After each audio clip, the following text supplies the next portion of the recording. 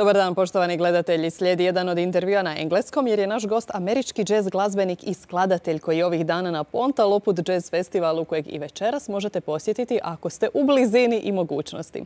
Spajamo se s Dubrovnikom. Grammy-nominated pianist and composer, Guggenheim Fellowship awardee and artistic director of the Effortless Mastery Institute, Kenny Werner, is with us today. Hello, Kenny. How are you? Good, thank you. How are you? Well, amazing. Much better now that I have a look at you. This is not your first time in Croatia. You have been to Zagreb. But how do you like Pontalopud? Wonderful, beautiful, magical. Oh, it is magical. I've heard that from the other artists as well. They do seem to find some sort of magic there. Will that magic help you, to invent or write some new piece or perhaps bring a new perspective to your lectures, perhaps?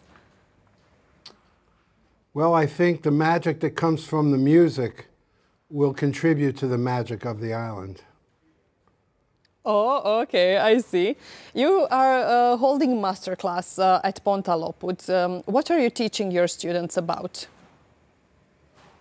The power of their own expression, that they shouldn't wait until they meet somebody else's standard before they give themselves the gift of self-creativity. Well, that seems quite a challenge. How do you manage to condense that lecture into 3 days? It seems like something that you could be teaching for a year. It is something that at the Effortless Mastery Institute I teach for a semester, then we move on from there because you're trying to change a neurological pattern in how you see yourself. That does take time. Yes, that does take time. Changing any neurological pattern takes time.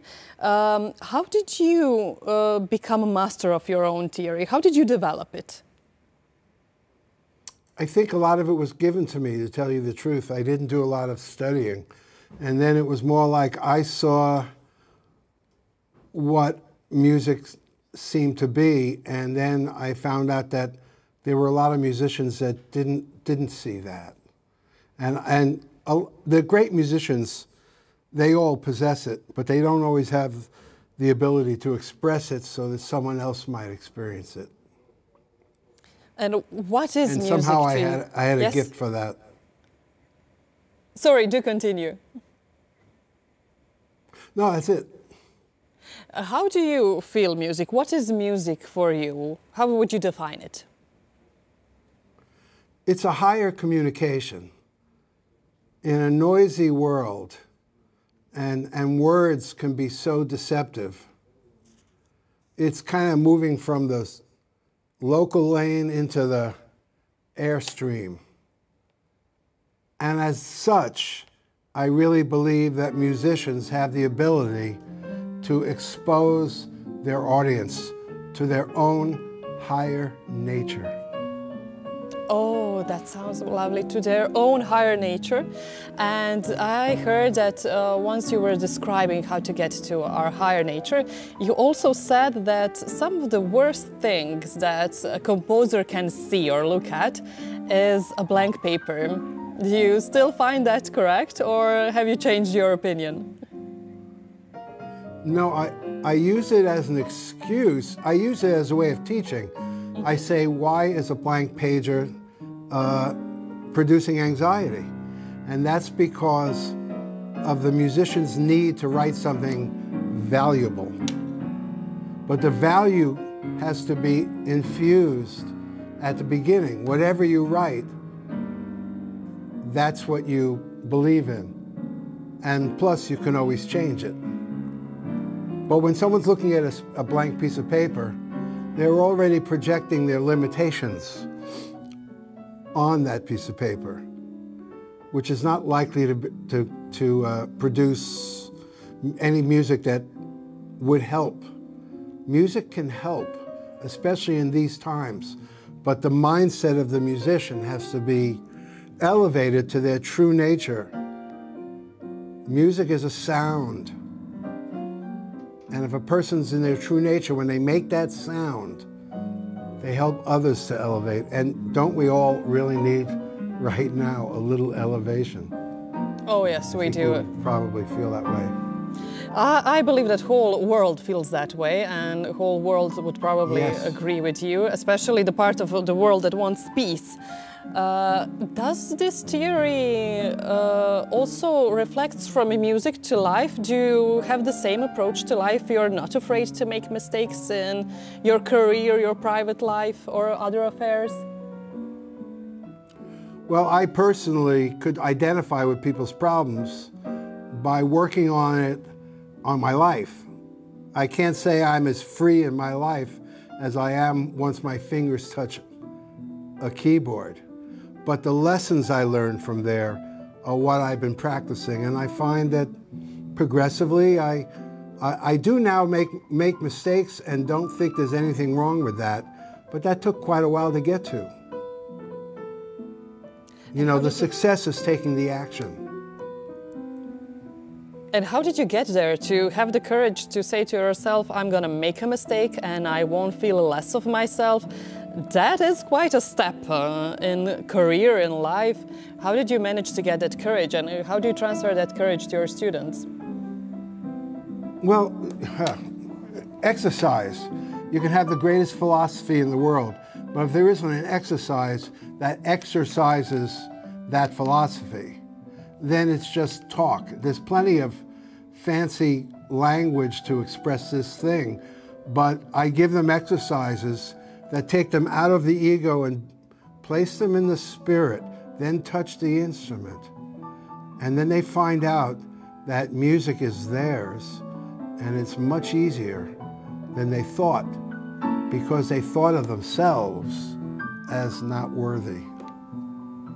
I heard you say once in a lecture that students need to have some sort of faith in their hands, that hand will lead them, their own hand will lead them in creating music or playing music.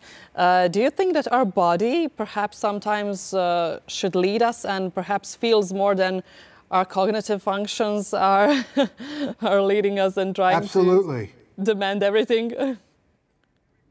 Boy, you really did a little homework, didn't you? Yes, I try to do my homework, especially when I have a Grammy nominee on the other side. They aren't the usual questions. That's a very good question. Yes, it's the body that plays. It's the mind that observes. And that's, you know, how do you practice that? There are several classical ways, whether it's meditation or having a guru or studying a certain mind course. But you have to know what the game is. The game is to watch what's happening, not feel like you're trapped by what's happening. And the way I learned that is by trusting my hands on the piano. And whenever I trust my hands on the piano, the wrong notes sound beautiful. So there's a lesson that people can learn when they're playing golf, but they could also learn it when they're in a middle-level management and they think that they're trapped in a certain place. But if they can get into this expanded space, they see gods and goddesses all over the place, everywhere they look. When I listen to you, I'm starting to think about, do you prefer to play your music alone or with a band? Actually, our viewers, our TV viewers can see you perform with a band as we speak, but what is it that you prefer? Because thinking of your theory and your philosophy, is it hard for you to perform with somebody who doesn't share that same philosophy, who is perhaps sometimes, you know, stuck with trying to be perfect and trying to do everything without any mistake? Well, if I took one word that described all this, it would be transcendental, transcendence. So I work with musicians. If I'm playing with musicians, they can transcend their fears and even their desires and let the body play. It doesn't matter what they say their philosophy is. We start to interact, and there's many musicians I can do that with. Oh, that's me doing it a long time ago. Yes, yes. This is I enjoy solo or with a group, but if there's one thing I don't enjoy the most, I just enjoy playing for people. At home, I don't play for myself. I work on certain mental exercises because I get inspired when I know there's people that can receive it. And that transmission, first it comes through me to those people, and then you feel like you're doing something possibly meaningful. You earned a Grammy nomination in 2003 in the Best Instrumental Composition category for Inspiration. Did that open many doors for you? How do you look on that achievement from this perspective? Oh, that really didn't change much of anything. It's nice to have it in your resume, but I have friends that have won a Grammy, and there's a lot more. Actually, my writing as an author has had my book is the book that all musicians are reading around the world and artists is called Effortless Mastery, and I wrote that very unintentionally, but that's had a much stronger impact on my life and career than having been a trip to the Grammys. So book Effortless Mastery is beyond Grammys, if we ask you. That's an interesting thing to hear. Well, in terms of its impact in my life. Good to know. You know, it was interesting, though. The year that I was nominated was 2001, and we went to that. It was just after or was it 2002? Yeah, it must have been 2002, for the year 2001, and it was just after 9/11. And the first thing they had at that particular performance was Simon and Garfunkel singing "The Sounds of Silence." Boy, that is a memory I'll always cherish. Oh, that sounds really amazing. So one last question, because time is unfortunately up. You've sold out our concert hall in Zagreb called Lisinski 2 times in your past. Do you ever think of coming back for a 3rd concert, perhaps in your future? Sure. I love to play for people. So we can expect you. Yes. Whoever's listening, start calling my manager. We're ready to go. Good to know. Thank you so much, and enjoying Ponta Lopud. And I hope that all of its magic will really, really make a memory for you that will last. Thank you so much for coming. Thank you. I appreciate it. Poštovani gledatelji, nadamo se da ste uživali. Sve komentare možete ostaviti na YouTube stranici Hrvatske radiotelevizije. Podsjećamo još jednom, Ponta Lopud Jazz Festival traje još večeras. Iskoristite priliku ako ste u blizini, ako ste u mogućnosti svratiti, ali taj festival još uvijek nije gotov. Ponta Lopud nastavlja u rujnu sa književnim dijelom, tako da bit će zasigurno za svakog ponešto. Hvala na pozornosti i ugodan ostatak dana.